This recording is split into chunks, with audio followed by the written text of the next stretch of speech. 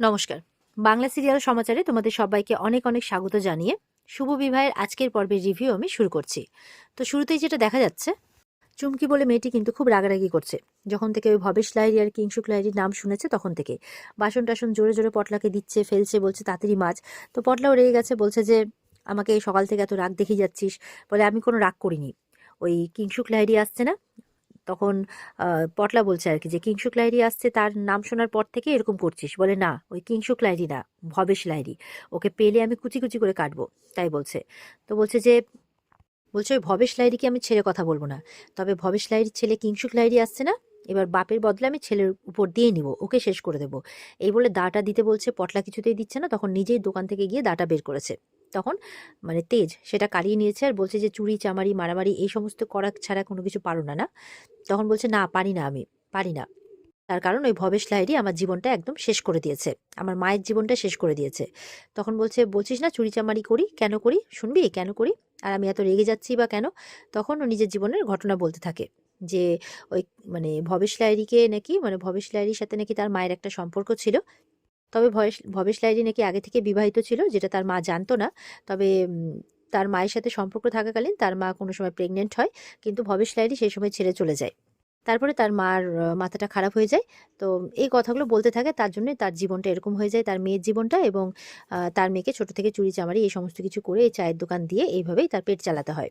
তো পটলার শুনে খারাপ লাগে। তেজ শোনে কথাটা। এরপর তেজ কিছু বলতে গেলে তেজের কলার ধরে বলছে, "তুই তোর পুরনো স্মৃতি মনে করতে চাস না? যদি মনে করতে চাস তাহলে আমি যেটা বলছি সেটা করতে হবে। আমার সাথে কলকাতায় যেতে হবে। আমি যা বলব তাই করতে হবে। ওই কিংশুক লাহিড়ীকে আমি কলকাতাতেই পাবো। ওখানে যেতে হবে আমার সাথে। আমি যা বলবো তাই করতে হবে", তাই বলছে। আর কলকাতা কালকেই যাবে। আর কালকে ওদিকে কিন্তু সুধারও ওই অ্যাওয়ার্ড পাওয়ার প্রোগ্রাম আছে। আর কিংশুক লাহিড়ীর সাথে সাথে মিটিংও আছে। ওদিকে দেখা যাচ্ছে সুধা কান্নাকাটি করছে তেজ আর মানে তার মেয়ের ছবি দেখে। আর বলছে তুমি কোথায় আছো, কখন আসবে তোমরা?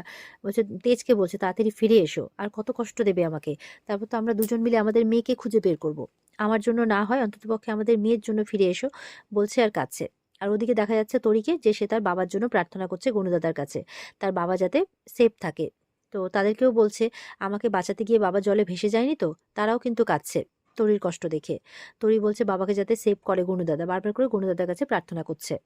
আর তরিকে যারা নিয়ে গেছে তারা বলছে, তুই চিন্তা করিস না মা, আমরা কথা দিচ্ছি যে এবার তোকে তোর মা বাবার কাছে ফিরিয়ে দিয়ে আসবো। সেই মহুয়াও বলছে, এতদিন তো তোকে আমরা একটা মানে টানে রেখে দিয়েছিলাম যে সারা জীবন আমাদের মেয়ে করে রাখবো, তবে না, দেখছি তুই খুব কষ্ট পাচ্ছিস, এবার তোকে আমরা তোর মা বাবার কাছে ফিরিয়ে দিয়ে আসবো। এই বলে তরিকে জড়িয়ে ধরে, আর তরিও তখন খুব খুশি হয়ে যায়। ওদিকে চুমকি বলে মেয়েটা রেগে বসে আছে, তখন তেজ এসে চা করে দেয়। তো চা খেয়ে বলছে, বাহ, তুই তো বেশ ভালোই চা বানাতে পারিস, কোথায় শিখেছিস? তেজ বলছে, জানি না, কিছু মনে পড়ে না, শুধু আবছা আবছা একটা মুখ মনে পড়ে। তখন সে তেজ বেকারি বিস্কিটই খাচ্ছে। খেতে খেতে সেই স্বাদটাও যেন তার মানে খুব চেনা বলেই মনে হচ্ছে। আর বারবার সুধার কথা ভাবছে যে তিনি কি কলকাতাতে থাকেন, তিনি কি আমার নিজের কেউ হন, এরকমটা ভাবছে। ওদিকে চুমকি বলছে, তোকে আমার সাথে কলকাতা যেতে হবে, আর ওই কিংশুক লাহিড়ীর সাথে মানে আমার সমস্ত হিসেব তোকেই মেটাতে হবে।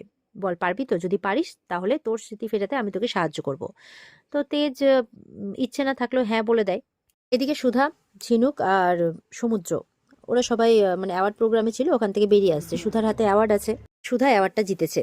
তো বাইরে মিডিয়া ঘিরে ধরেছে যে এতজনকে নমিনেট করা হয়েছিল, তার মধ্যে আপনি অ্যাওয়ার্ড পেয়েছেন, এটা আপনার কাছে মানে কতটা ভালো লাগার বিষয়।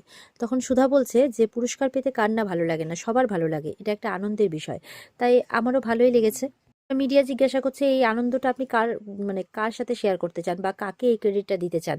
তখন সুধা বলছে যে আমার সবকিছুই তো তেজের জন্যই, তেজকেই ঘিরে আমি যা হয়েছি ওরই জন্য হয়েছি, তো এই আনন্দটাও ওরই জন্য, আর এই উন্নতিটাও ওরই, এভাবে বলছে। তারপরে আবার মিডিয়া থেকে এটাও প্রশ্ন আসে যে আপনি এই সধবার বেশটা কেন ধরে আছেন, কারণ পুলিশ থেকেও তো মানে অনেকদিন যেহেতু খোঁজ পাওয়া যাচ্ছে না তাদের, তো মানে পুলিশ ডিপার্টমেন্ট থেকেও তো ধরেই নিয়েছে, তারা আর বেঁচে নেই, তারা ইনভেস্টিগেশনও করছে না। সুধা তখন বলছে না, এটা হতে পারে না। সুধার মনটা খারাপ হয়ে যায়। তখন সমুদ্র আর ঝিনুক এগিয়ে আসে। তো সমুদ্র আর ঝিনুক বলছে, দিদি তুই যা, গাড়িতে গিয়ে বস, আমরা সামলে আসছি। তো সুধাকে গাড়ির কাছে পাঠিয়ে দেয়। সুধা গাড়ির কাছে গিয়েও কিন্তু মানে তেজের কথাই মনে করছে যে তোমরা কোথায়, কোথায় তুমি, কোথায়? সবাই বলছে তুমি নেই, কিন্তু আমি জানি তুমি আছো, আমি তোমাকে অনুভব করতে পারছি তেজ, এই মানে বলছে। আর গাড়ির কাছে এসে কিন্তু মানে কাঁদছে সুধা তেজের জন্য। ওদিকে তেজরা কিন্তু শহরে পৌঁছে গেছে, তেজ, চুমকি আর পটলা। তো চুমকি বলছে শহরে একটা সস্তায় জায়গা, একটা ঘর নিতে হবে বুঝলি, কিছু জায়গা আছে নাকি খুব সস্তায় পাওয়া যায়। পটলা বলছে শহরে সস্তা বলে কোনো কিছু হয় না। বলে তাই নাকি রে, তাহলে তো পুরো কেস খাবো, এরকমভাবে বলছে। পটলা বলছে কেন, তুই যে পুলিশের পকেট মারলি তাহলে কি হলো, কোথায় গেল টাকাগুলো? বলে ধুর ছাড় তো, সেই পুলিশ মনে হয় ঘুষ টুস নেয় না, এমনকি টেবিলের তলে যে ঘুষ নেয় না সেটাও বোধহয় নেয় না, কোনো এক্সট্রা ইনকামও নেই, পকেট পুরো ফাঁকা, কতগুলো শুধু কাগজে ভর্তি, তাই বলছে। ওদিকে তেজ কিন্তু ঘুরতে ঘুরতে সামনের দিকে এগিয়ে যাচ্ছে, তার যেন সবকিছু চেনা বলে মনে হচ্ছে। এরপর কিছুটা এগিয়ে গিয়ে বলছে এখানে সামনে হাওড়া ব্রিজ না? তখন ওরা শুনে অবাক, একদম যে বলছে বাহ বাহ, কোনো কিছু মনে নেই, এটা আবার ঠিক মনে আছে যে সামনে হাওড়া ব্রিজ। দেখি সুধা যে অ্যাওয়ার্ড পেয়েছে, মানে সেই পেপারটা দৌড়ে আশুতোষের মা নিয়ে এসছে ইয়েদের কাছে, সুধা শাশুড়িদের কাছে। বলছে এটা তো বাংলায় লেখা, আমি তো বাংলা বুঝতে পারি না, তাই জন্য একটু দেখুন না কি লেখা আছে। তখন তরিতা পড়ছে যে ওই সুধার অ্যাওয়ার্ডের প্রোগ্রামের বিষয় সবটা দিয়েছে, ও পড়ছে। আর ওদিকে কিন্তু জ্যোৎস্না সুধার যে ইন্টারভিউ হচ্ছে সেই ইন্টারভিউটা মানে সরাসরি সম্প্রচার হচ্ছে, সেটা এনে তার মাকে দেখাচ্ছে। তো সবাই তো খুব খুশি, তেজের মাও খুব খুশি, যে বলছে এই আনন্দের উৎসবে সবাই আছে, শুধু তেজ আর তরিটাই থাকতে পারলো না। তেজকা বলছে জানো না এই অ্যাওয়ার্ডটার পর তেজ বেকারির কতটা উন্নতি লাভ, মানে উন্নতি পাবে আর কি, কতটা আগে যাবে। তখন জ্যোৎস্না বলছে এই আনন্দের জন্য, সুধার জন্য আজকে একটা পার্টি রাখা হয়েছে স্পেশাল। তখন আশুতোষের মা বলছে এই এখন শোকের মধ্যে পার্টি করাটা কি ঠিক হবে? মেচকা বলছে করতে হবে, করতে হবে, অবশ্যই করতে হবে। মেচকা বলছে আমাদের কোম্পানির উন্নতির জন্য হালকা প্রয়োজন আছে, আজকে কিংশুক লাইরিও আসছেন, তিনিও এই ডিলটা নিয়ে কথা বলবেন। তো তারপরে শুধু ভারতবর্ষে নয়, গোটা বিশ্বের কোনায় কোনায় পৌঁছে যাবে আমাদের এই ব্যবসা। এ বলে বাড়ির সবার খুব আনন্দ। এরপরে তো সুধা তো গাড়ির কাছে মন খারাপ করে দাঁড়িয়ে আছে যে পুলিশ ইনভেস্টিগেশন বন্ধ করে দিয়েছে। আর ওদিকে দেখা যাচ্ছে তেজ, চুমকি আর ওই পটলা, ওরা ঠিক সুধা যেখানে দাঁড়িয়েছে তার পেছনটাতেই ওরা কিন্তু যাওয়া আসা করছে। আর গাড়ির সামনে একজনকে দাঁড়াতে দেখেছে, তখন চুমকি বলছে এই দাঁড়া দাঁড়া দাঁড়া, ওই দেখ একজন ম্যাডাম দাঁড়িয়ে আছে, দেখে তো বড় ঘরের বউ মনে হচ্ছে, ওই দেখ হাতে একটা পার্স আছে, পার্সটাও বেশ দামি বলে মনে হচ্ছে। তেজকে বলছে যা, এই কালকে কলকাতায় থাকতে গেলে সারাদিনের খাওয়া পড়ার প্রচুর খরচা আছে, যা যা যা, গিয়ে ওই পার্সটা মেরে নিয়ে আয় তো, আর হালকা গলাটাও দেখে নিবি, এরা না অনেক গয়নাগাটিও পরে থাকে, বুঝতে পারলি, যা যা, তাহলে দারুণ ব্যাপার স্যাপার, এক ঢিলে দুই পাখি মারা হয়ে যাবে। তেজ বলছে একদম না, এইসবের কোনো দরকার নেই। বলে দরকার নেই, তাহলে এখানে থাকা খাওয়া চলবে কি করে, পেট চলবে কি করে, হ্যাঁ, তাই বলছে। এই বলে তেজকে জোর করে পাঠাচ্ছে। আর ওদিকে সুধা কিন্তু মনে মনে বলছে আমি তোমার মানে অনুভূতি বুঝতে পারছি, মানে আমি তোমাকে অনুভব করতে পারছি তেজ, কেন জানি না আমার মনে হচ্ছে তুমি খুব আমার আশেপাশেই আছো, মনে হচ্ছে এই এই যে হাওয়াটা আমাকে ছুঁচ্ছে, সেই হাওয়াটা যেন তোমাকে ছুঁয়ে আমার কাছে মানে এসেছে, এরকমটা ভাবছে তেজ, সুধা, কারণ ঠিক তার পেছনেই কিন্তু তেজ আছে। এবার তেজকে তো চুমকি খুব করে জোর করছে, এবার তেজ কি করবে বুঝতে পারছে না, এক তো তার কোনো কিছুই মনে নেই।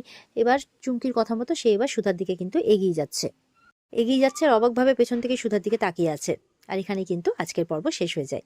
তো এই ছিল আজকের পর্বের রিভিউ। যদি ভালো লেগে থাকে তাহলে পর্বকে লাইক কমেন্ট করে জানাতে ভুলবে না, আর আমাদের সাথে জুড়তে চ্যানেলকে সাবস্ক্রাইব করতে ভুলবে না। দেখা হচ্ছে তোমাদের সাথে আগামীকালকে। সবাই খুব ভালো থাকবে। আজকের মতো পর্ব এই পর্যন্ত, আর পর্বে বিস্তারিত দেখতে অবশ্যই স্টার জলসার পর্দায় চোখ রাখবে। টাটা।